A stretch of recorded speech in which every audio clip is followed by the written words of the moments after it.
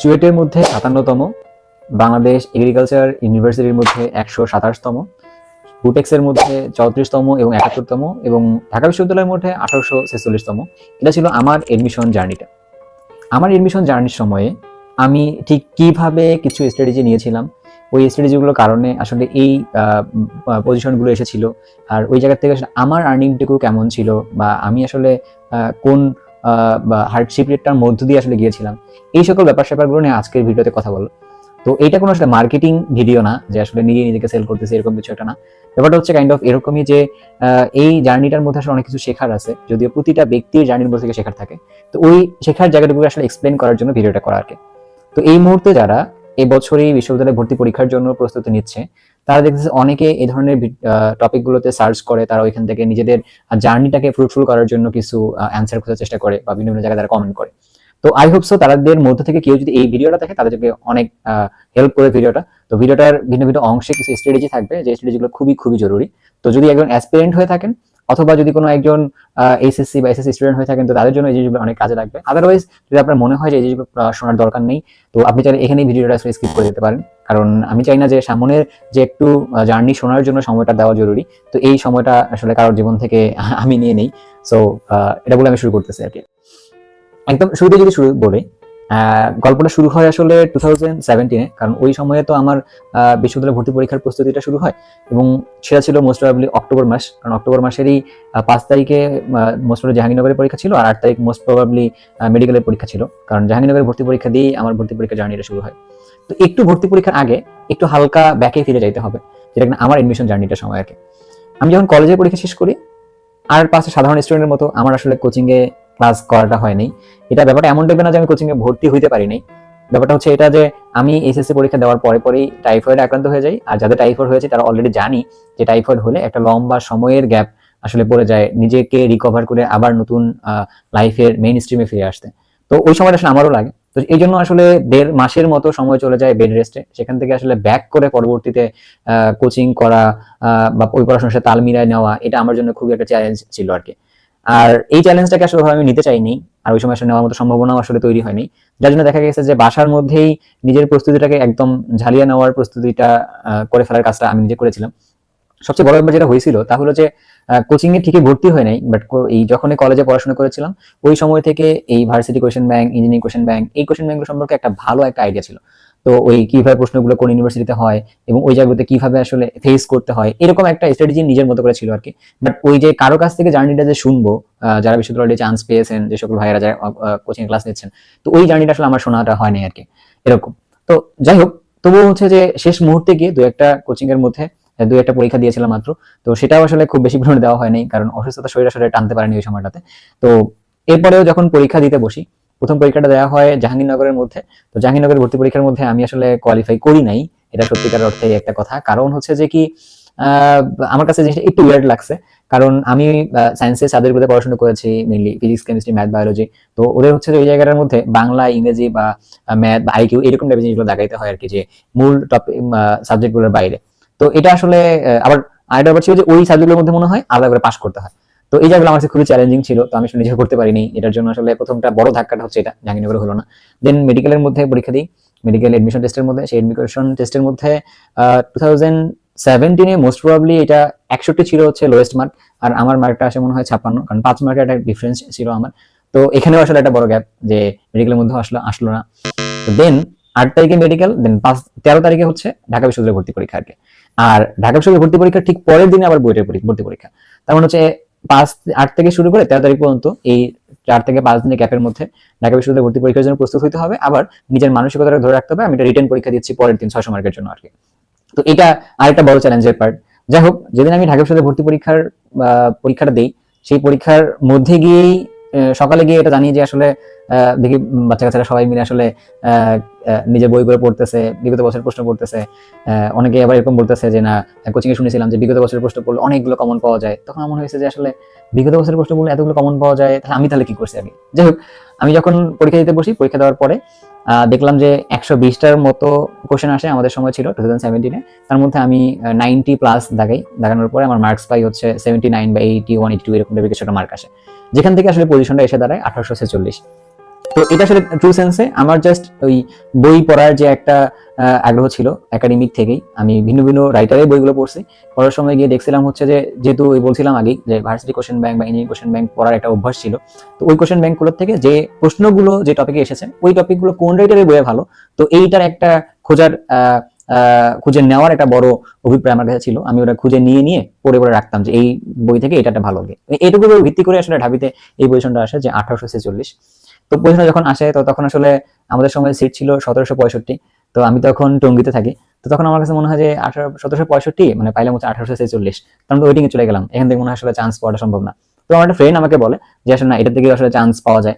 তো যেহেতু আমি বললাম ওই আবার বলতেছে একটাই কথা, যেহেতু কোচিং এ আসলে যাওয়ার হয় নাই, কারণ আসলে এই যে কিছু ছোটখাটো একটা গ্যাপ ছিল যে আসলে এই পজিশনে চান্স পাওয়া যাবে কিনা, আসলে এটা আসলে আমার জানা ছিল না। যাই হোক, পরবর্তীতে এগুলো নিয়ে আসলে বিশদ জেনেছি এবং অলরেডি যারা পড়াশোনা করছে তারা তো অনেক জানে যে আসলে কত বেশি দূর পর্যন্ত গেলেও আসলে ওইখান থেকে আবার চান্স পাওয়া সম্ভব এরকম। যাই হোক, অনেকে আমার পরিচিত স্যার বা আমার পরিচিত দুই একজন তারা কথাবার্তা বলা শুরু করছে যে ইউ ডিজার্ভ মোর, আসলে এই এই পজিশনটার তুলনায় তুমি আসলে আরো ভালো করতে পারতে আর কি। আমার অনেক ফ্রেন্ড আছে যারা হচ্ছে আমার তুলনায় ওই ঢাকা বিশ্ববিদ্যালয়ে ভর্তি পরীক্ষার ক্ষেত্রে আরো ভালো করেছে। তো তখন আমার মনে হয় যে আসলে যেহেতু মানুষ বলা শুরু করছে যে আসলে আমি ভালো কিছু ডিজার্ভ করি, আর তার মানে আসলে যে আমার আসলেই কোনো একটা জায়গায় মনে হয় লেকিংস হয়ে যায়, রাইট? তাহলে 14 তারিখ পরীক্ষা শেষ হয়ে গেল, আর আমি মনে হয় ঢাবির রেজাল্ট পাই হচ্ছে 21 বা 22 তারিখের দিকে, 21শে অক্টোবর মোস্ট প্রবাবলি রেজাল্ট হয়। তাহলে রেজাল্ট পেলাম। এর পরের পরীক্ষাটা আমার কাছে ছিল হচ্ছে বাংলাদেশ কৃষি বিশ্ববিদ্যালয়, যেটাকে আমরা বাউল নামে চিনি। তো ওইখানকার পরীক্ষা ছিল হচ্ছে 3 নভেম্বর। তার মানে হচ্ছে মাঝখানে আমার কাছে 11 থেকে 12 দিনের একটা গ্যাপ। এই কয়েকটা গ্যাপের মধ্যে আমি একটু নিজেকে নিয়ে আসলে সময় দেওয়া শুরু করলাম যে আসলে আমার প্রবলেমটা ঠিক কোথায় হচ্ছে আর কি। তো প্রবলেমটা আমি যখন নিজের সাথে কথা বলতেছিলাম তো তখন প্রবলেমটা এটা মনে হচ্ছিল এরকম, আমার আসলে ওই পরীক্ষাগুলো রেগুলার দেওয়া হয়নি। যদি আমি রেগুলার পরীক্ষাগুলো দিতাম তাহলে এটা বুঝতাম যে কত সময়ের ভিতরে কতটুকু দাগাইতে হবে। আবার দেখা গেলো যে সবগুলো মার্ক যে আমাকে পাইতেই হবে না, আর কোন সাবজেক্টটা দিয়ে আমার সাথে দাগানো শুরু করা উচিত, এই ব্যাপারগুলো সম্পর্কে আমার কোনো আইডিয়াই ছিল না। তো তখন আমি কি করলাম, আমরা কিন্তু উদ্ভাস কিছু বই দেয়, হ্যাঁ, আশা করছি যারা কোচিং করছে তারা সবাই জানি উদ্ভাস অনেকগুলো বই দেয়, যেমন দেখা গেলো ভার্সিটি কোশ্চেন ব্যাংক দেয়, ইঞ্জিনিয়ারিং প্রশ্ন ব্যাংক দেয়, আবার হচ্ছে যে ভিন্ন ভিন্ন বিশ্ববিদ্যালয়গুলোর জন্য আবার আলাদা করে প্রশ্ন ব্যাংক দিয়ে দেয়। তো তখন আমার মনে আছে যে আমি আসলে ওই কৃষি বিশ্ববিদ্যালয়ের ভর্তি পরীক্ষার জন্য প্রশ্ন ব্যাংকটা ওখান থেকে নিয়ে নিলাম। দেন হচ্ছে যে এই চুয়েটের প্রশ্ন ব্যাংক, আবার হচ্ছে রুয়েটের প্রশ্ন ব্যাংক, এই প্রশ্ন ব্যাংকগুলো আলাদা আলাদা করে নিলাম আর কি। তখন দেখলাম যখন প্রশ্ন ব্যাংকগুলো নিয়ে আমি আসলে একটু ঘাটাঘাটি করলাম, তখন দেখলাম যে রিয়েল টাইম কোশ্চেনের সাথে পরীক্ষায় যখন বসা হবে, যেখানে ফিজিক্স, কেমিস্ট্রি, ম্যাথ, বায়োলজি সবগুলো যখন একসাথে থাকবে, তখন আসলে টাইম ফ্রেমটা অনেক গুরুত্বপূর্ণ ভূমিকাটা পালন করে। অর্থাৎ আমার কাছে প্রতিটা এমসিকিউর জন্য আসলে 1 মিনিট সময় আসলে থাকে না। তো তার মানে আমার কি করা উচিত, আমার আসলে করা উচিত এরকম টাইপের যে ওই সময়ের ভিতরে আমি যদি নতুন করে প্ল্যান করতে বসি তাহলে আমি সবগুলো আসলে দাগাইতে পারবো না, কারণ আমার ব্রেইন আসলে সবসময় সবকিছুকে আসলে নিবে না। তো আমি কি করলাম, আমি প্ল্যান করলাম যে এরকম করে যে আমি এই মুহূর্তে বাসায় বসে যদি একটা এক্সাম হলের কন্ডিশনের মতো করে একটা পরীক্ষা দিয়ে ফেলি তাহলে আমি কত পাইতে পারি। তখন পরীক্ষা যখন দিয়ে দেখলাম যে এক্সাম হলের মতো কন্ডিশন বা একদমই ফ্রেশ মনে মানসিকতা নিয়ে পরীক্ষা দেওয়া হয়, যেখানে আমি কোনো ভুল দেখাচ্ছি না, তাহলে মোরলে 70% এর মতো আসলে আমি নিজে নিজে ঠিক করতে পারি। তার মানে আলটিমেটলি কি, যে ওই 70% হচ্ছে আমার টার্গেট। আমি 70% এর বেশি আসলে আমার দ্বারা সম্ভব না এক্সাম হলের মধ্যে। যদি আমি 70% এর বেশি করতে চাই তাহলে আমি সেখানে ডেফিনেটলি ভুল করে ফেলবো, আর যদি আমি কম করতে চাই তাহলে হয়তো আমি কোনো একটা প্রশ্নের মধ্যে বেশি সময় নিয়ে ফেলছি আর কি। এই ছোট্ট একটা জিনিস যে আমি আমার নিজের ক্যাপাবিলিটি যখন জেনে ফেললাম যে আমার ক্যাপাবিলিটি হচ্ছে 70%, তার মানে আসলে কি আমার এর থেকে বেশি আসলে দাগানো সম্ভব না বা দাগানো উচিত না আর কি। তো তখন আমি ওই ভিন্ন ভিন্ন প্রশ্ন ব্যাংকগুলোর থেকে ওই প্রশ্ন ব্যাংকগুলোর মধ্যে দাগানোর চেষ্টা করলাম যে আসলে আমি 70% দাগাইতে কতক্ষণ সময় লাগবে, আর ঠিক কোন জায়গায় আমি ভুলগুলো করতেছি, সেটা ফিজিক্সে ভুল হচ্ছে নাকি ম্যাথে ভুল হচ্ছে নাকি কেমিস্ট্রিতে ভুল হচ্ছে নাকি বায়োলজিতে ভুল হচ্ছে। যখন আমি আমার উইক জোনগুলো ঠিক করতে পারছি যে আমার কেমিস্ট্রিতে আমার স্ট্রং জোন আছে, দেন আমার ফিজিক্সে স্ট্রং জোন আছে, দেন আমার ম্যাথে, দেন আমার হচ্ছে বায়োলজিতে, কারণ বায়োলজিটা আমার কাছে মেমোরাইজিং সাবজেক্ট টোটালি। তো মেমোরাইজিং সাবজেক্ট যদি হয় তাহলে ওইটা আসলে আমার কাছে মেমোরাইজ করে রাখতে পারাটা খুবই টাফ হয়ে দাঁড়ায়। তো এরকম কিছু ইস্যু আমি আসলে পিক করি।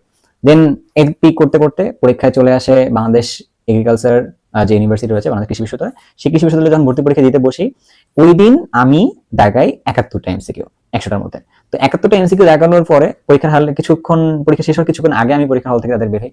তো তখন আমার কাছে একটা ছোট্ট অ্যাটিটিউড চলে আসছিল, কারণ গত 10 দিনের প্র্যাকটিসটা আমার কাছে এরকম ছিল যে আমার দাগাইতে হবে 70%, আর আমিও 70% দাগাইতে পারছি। আবার এর বাইরেও কেউ কেউ মনে করতে পারে যে আমারও মনের মধ্যে এরকম ছিল যে যেহেতু ঢাবিতে 1846 পজিশন আছে তার মানে নির্ভয়ে এখন এখানে দাগানো যেতে পারে আর কি, এরকম একটা জিনিস কাজ করছে। বাট তার থেকে সবচেয়ে বড় যে ব্যাপারটা কাজ করছে তা হলো আমার অ্যাটিটিউডটা আর কি। এই অ্যাটিটিউডটা আসলে আমার দিক থেকে আসছে, ব্যাপারটা এমন টাইপের না, এটাও আসলে আমার অন্য কারো কাছ থেকে পাওয়া, মানে বলা যেতে পারে যে প্রত্যেক শিক্ষার একটা শিক্ষাগুরু থাকে। তো আমারও এই অ্যাটিটিউডটা ডেভেলপ করার পিছনে একটা শিক্ষাগুরুর কাজ আছে। তো যিনি এরকম বলেছিলেন যে যখন আমার কাছে হাতে একটা পেন থাকে এটা ততক্ষণ লিখবে বা ততক্ষণ দেখাবে যতক্ষণ পর্যন্ত আমি সঠিকটা জানি।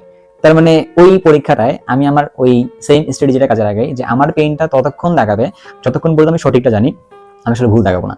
এন্ড 71 দাগে আসার পরে ইউ ক্যান্ট ইমাজিন যে আসলে কয়েকদিন পর দেখলাম, আমি তখন মনে হয় শহীদুল্লাহ হলের একটা রুমে ছিলাম, আমরা আমার ফ্রেন্ডদের সাথে আমি আড্ডা দিচ্ছিলাম ওই সময়। ওই দিন রেজাল্ট আসে, এন্ড রেজাল্ট আসার পর পাইলাম 127তম পজিশন আসছে বাংলাদেশ কৃষি বিশ্ববিদ্যালয়ের মধ্যে। তো তখন ওইটা ছিল আমার কাছে একটা অনেক বড় বিষয়, এবং দু একজন দেখলাম কথা বলা শুরু করলো, হ্যাঁ you particularly deserve this place only. So তখন মনে হয়েছে যে আসলে না, হ্যাঁ কিছুটা করে ফেলতে পারছে আর কি।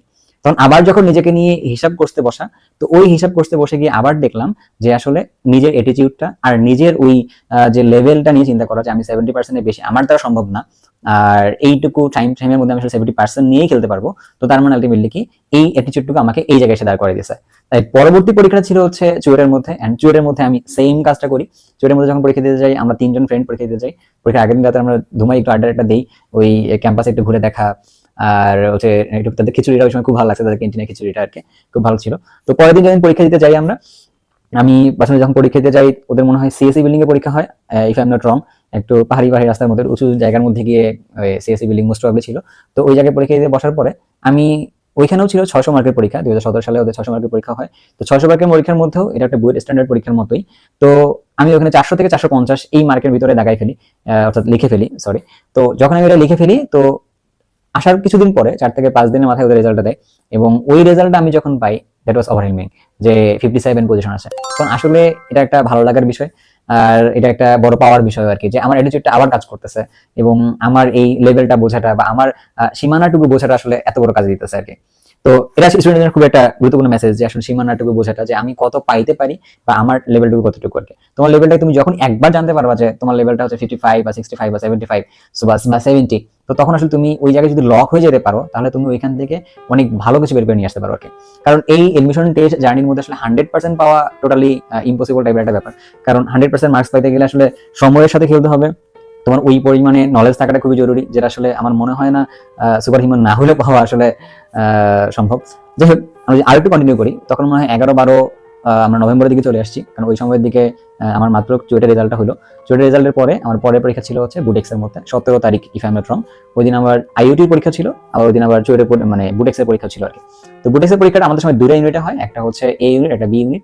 তো আমি এই ইউনিটে পরীক্ষা দিই। এই ইউনিটের পরীক্ষার মধ্যে আমার পজিশনটা আসে 71। সো এটা আরেকটা ভালো লাগার বিষয়। আর দেন লাস্ট যে পরীক্ষাটা দেই বুটেক্সের বি ইউনিটে, সেখানে পজিশন আসে 34।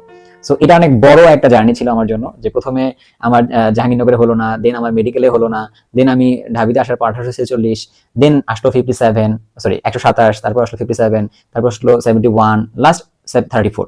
কারণ আলটিমেটলি কি, আমি যদি খেয়াল করে দেখি, ওই 1846 যে পজিশনটা ছিল, এটা আমার কাছে একদমই পিক মোমেন্ট, রাইট? ওইখান থেকে আমি একটা থমকে গিয়ে দাঁড়িয়ে চিন্তা করেছি আলটিমেটলি যে মানে এখানে আমার কি আর্নিং হইলো, কি লস হইলো, আবার হইলো যে আমি আসলে এখান থেকে কি ভুলগুলো করছিলাম, আমার কি করা উচিত। তার মানে কোনো একটা জায়গায় একটা মানুষকে আসলে দাঁড়িয়ে যেতে হয়, দাঁড়িয়ে গিয়ে কিছুক্ষণ চিন্তা করতে হয় যে আমি আসলে ঠিক কি ভুলগুলো করতেছে। আমি যদি ভুলের হিসাবগুলো যদি না করি, আমি আমার পাওয়ার হিসাবগুলো যদি না করি, তাহলে আলটিমেটলি সামনের পথটাকে কেমন হবে এটা আসলে ডিসাইড করাটা একটু টাফ এবং বড় চ্যালেঞ্জিং এর একটা বিষয় আর কি আমি বলবো।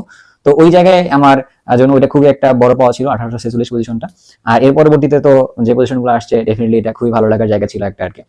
তো এই জন্য মানে ইন শর্ট যদি আমি একটা মেসেজ দিতে চাই সবাইকে মাঝখানে, যারা এই মুহূর্তে ভিডিওটা দেখছো, যে তোমার এডমিশন জার্নি তুমি আসলে কি করতে পারো। যেহেতু তোমার এই মুহূর্তে কোচিং এর ক্লাসগুলো শেষ হয়েছে, তোমার মাত্র এখন মডেল টেস্ট গুলো চলবে। তো এই মডেল টেস্টের মধ্যে তোমার যে কাজটা করা দরকার, ওই পরীক্ষাগুলোকে একটা ইউনিভার্সিটি স্ট্যান্ডার্ড টেস্ট হিসেবে নাও। নেওয়ার পরে তুমি দেখো তোমার নিজের লেভেলটাকে খুঁজে বের করার চেষ্টা করো, যে তোমার লেভেলটা আসলে কোথায়। তুমি যদি দেখো তোমার লেভেলটা হচ্ছে 71 এ, বা তোমার লেভেলটা যদি দেখো তুমি 65 এ, তুমি ওটাকে একটু লক করে ফেলো আর কি। তুমি যদি ওইটাকে একবার চিন্তা করে নিতে পারো যে আমি এইটাই পাবো, আর তোমার যদি ওই অ্যাটিটিউডটা একবার ডেভেলপ হয়ে যায়, যে কোশ্চেন যেমনই হোক না কেন আমি আসলে খুঁজে ওই 65 বা 75 বা 70 এটাকে আসলে লক করতে পারবো, তাহলে তোমার ইন্ড অফ দ্য ডে জার্নিতে তুমি খুব ভালো করবে আর কি। আর আরেকটা ব্যাপার হচ্ছে যে এরকম খুব র্যান্ডমলি চিন্তা ভাবনা কখনো করার দরকার নাই, যে আমি একাডেমিকের সময় ভালো স্টুডেন্ট ছিলাম, বা আমি এডমিশনের প্রতিদিন কোচিং এ গেছি, বা আমার ডেইলি বা উইকলি খুব ভালো হয়েছে, দ্যাট ইজ হয় আসলে আমি খুবই একটা ভালো ক্যান্ডিডেট 65 বা 70 পাবো আর কি। এটা ভাবার কোনো দরকার নাই আর কি। তুমি রিসেন্টলি লাস্ট যে এক্সামগুলো দিবা, মডেল টেস্টগুলো, এই সময়টা চিন্তা করো যে তুমি আসলে কত পেতে পারো। কারণ এইটা তোমার কাছে একটা ওই এডমিশন স্ট্যান্ডার্ড কোশ্চেন মানে টেস্টের মতোই চিন্তা করতে পারো তুমি, যেটা আসলে আমার লাইফে ছিল না, বাট তোমার লাইফে এই মুহূর্তে আছে। তুমি যেটা করতে পারো, তাহলে তোমার জন্য আসলে ওই অ্যাটিটিউড ডেভেলপ হয়ে যাবে আর কি। আর লাস্ট কথা এটা হতে পারে, অথবা অনেকে এই মুহূর্তে চিন্তা করতে পারো যে 34 পজিশন, দেন হচ্ছে 71 পজিশন, 57, 127, 1846, এই পজিশনগুলোর মধ্যে ছোট সংখ্যার অনেক পজিশন আছে। তো তাহলে আমি ছোট সংখ্যার পজিশনটার মধ্যে না গিয়ে আমি কেন ঢাকা বিশ্ববিদ্যালয়ে এটাকে চুজ করলাম, আমি কেন ঢাকা বিশ্ববিদ্যালয়ের মধ্যে এসে ভর্তি হয়েছি, তো এটা নিয়ে আসলে আলাদা একটা ভিডিও করা উচিত, কারণ এটা টোটালি একটা প্যাশনের জায়গা বা একটা ইন্টারেস্টের জায়গা, এটা একটা স্টোরির মতো। বাট এই ভিডিও থেকে তোমার আর্নিং এর জায়গাটুকু যেহেতু আমার জার্নিটুকু ছিল, তো তুমি এখান থেকে একটা ভালো একটা ফিডব্যাক নিতে পারো আর কি।